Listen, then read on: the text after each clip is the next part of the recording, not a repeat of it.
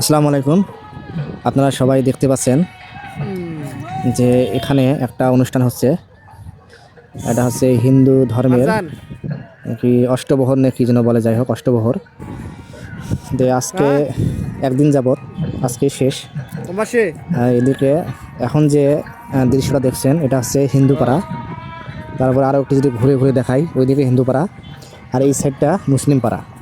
অর্থাৎ আমাদের হিন্দু মুসলমান আমরা পাশাপাশি বসবাস করি। আমাদের এটা হচ্ছে বাংলাদেশের রংপুর জেলার একটি গ্রাম। মানে আমাদের এখানে সাম্প্রদায়িকতা বলতে কিছু নেই।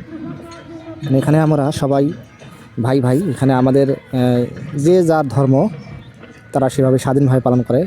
এখানে মুসলিমরা তাদের ধর্ম পালন করে, যারা হিন্দু তারা তাদের ধর্ম পালন করে। এখানে আমাদের মধ্যে কোনো দ্বন্দ্ব নাই। হ্যাঁ, আমরা ওদের সাথে সুন্দর আচরণ করি, তারা আমাদের সাথে সুন্দর আচরণ করে। তারাও আমাদের বাড়িতে আসে যায়, আমরাও যাই ওদের বাড়িতে আসি যাই।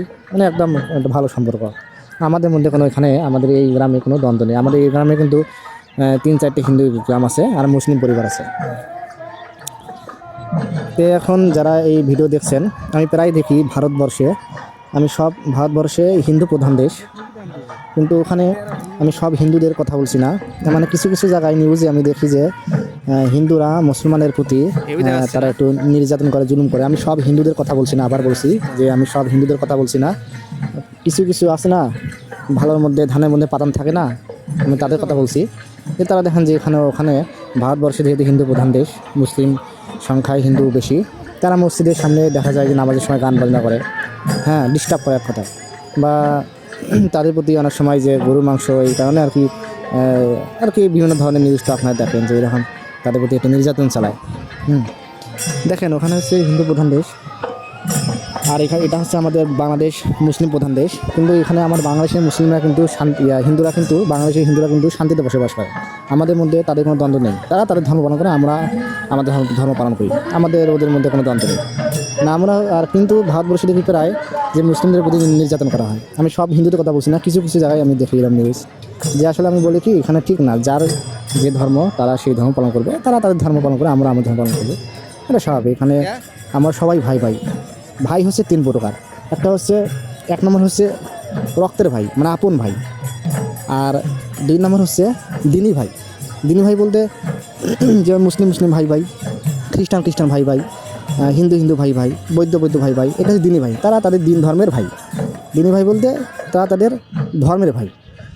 এক কথায় নিজের, আবার বলছি, 1 নম্বর হচ্ছে রক্তের ভাই, আপন ভাই। 2 নম্বর হচ্ছে ধর্মের ভাই, দিনী ভাই যেটা বলে।